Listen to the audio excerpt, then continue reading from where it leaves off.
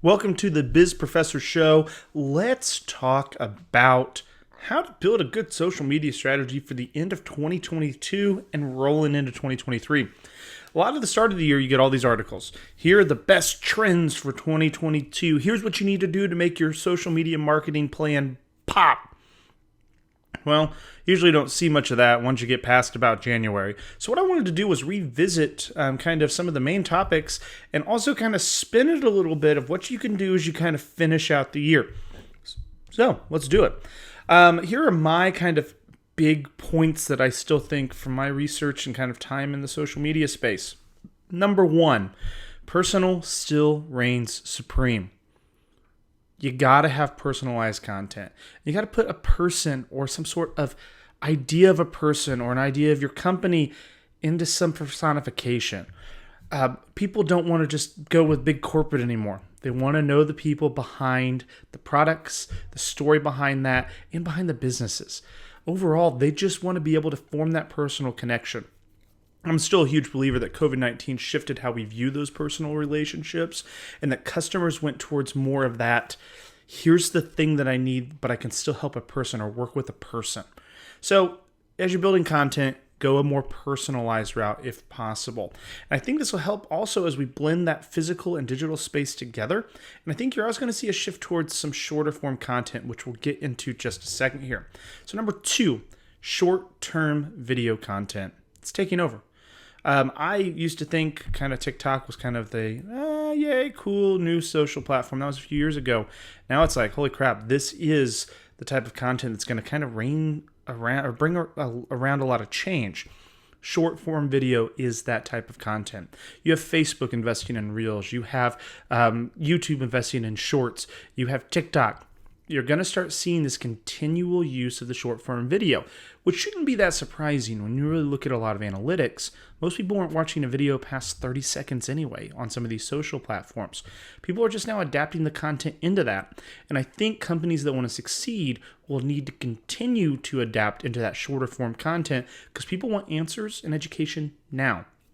They don't want to read that old type of blog post where I have 27 million children, and when I was in the farm, this person used to go and ride their goat to get it milked, to get the cheese, to make this recipe, and that's why I'm telling you about it, and read 4 pages down. They want the information, they want to consume it, and they want to move on. I also think point number 3 here is the future isn't just virtual. I think you had a lot of people kind of worried about that. It was going to go all to these virtual environments when COVID-19 hit. And I think we're finding out that we kind of like people and we kind of like places and we kind of like things. But there's a space for all that in the digital world too. So I think it's going to be kind of this meshing of the physical world and the digital world.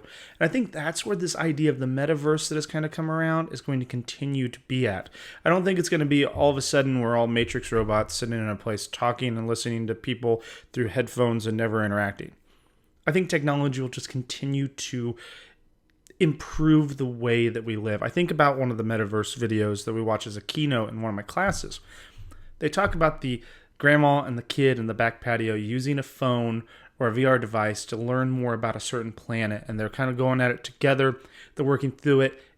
It's taking that experience and making it that much better. I think that's where the key is, and I think content created around that is going to be really important. Point 4. Sales is dead. I'm a sales professor. Sales online with great copy is dead. You still have to go with education and experiences on there and some entertainment as well. Content that is designed just to sell is not going to work anymore. You're going to need to have content that educates people, shows them your competitive advantage, helps them with the consumer experience, makes their life easier, and makes that personal connection that they build that trust with you so they want to buy your products or your services. You can't just write this really long piece of sales copy and say, my product is better than all of these things. That's going the way of the infomercial. You're going to need to really start investing on content that builds that customer journey along the way. I think your search engines have already started kind of doing this. Even if you start looking at social as a search engine too, Google, Facebook, any of the algorithms, YouTube, they want content that answers questions. They want content that entertains. They want content that enhances the consumer experience. They don't want content that sells. It's okay, but you're just not going to need that going forward. Your fifth one, digital goods might actually stand a chance. If you would have told me this one, I would have told you you were crazy. But I think the world of digital goods is going to be there. I think that we have to start thinking about how you can integrate some digital goods into your physical goods and inventories.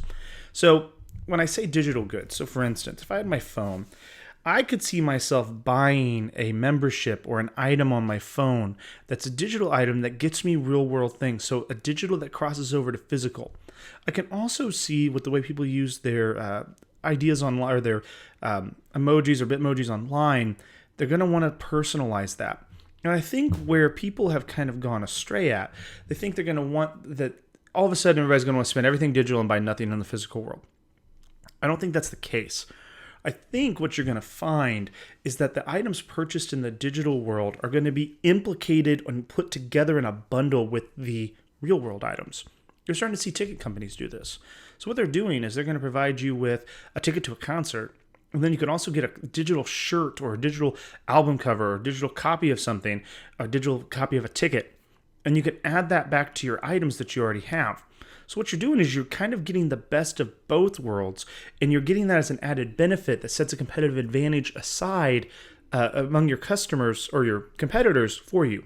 So if I can get the same two things, so say I can get these two pens. Well, this is a highlighter and pen, but say I can get these two writing utensils. This one's just a writing utensil. This comes with a new way I can highlight items with some effects online. Giving everything else being the same, I'm going to purchase this one because the digital adds something there. And I think that's where the value of digital goods really lies. And my final point, which I think is still going to be the most important, it's my number 6 here. Content is still king for a social media strategy. I don't care what you do. I don't care how you do it. You're going to need to build content. Content is what makes the internet and social media go round. And if you're not generating content, specifically in the forms that are mentioned here, like short form video, educational based content, you're going to get behind. So if you're going to do anything to finish out 2022, besides subscribe to this channel and like this video, you should be really focusing on generating and creating as much content as you can that really targets your target audience and gets them what they need.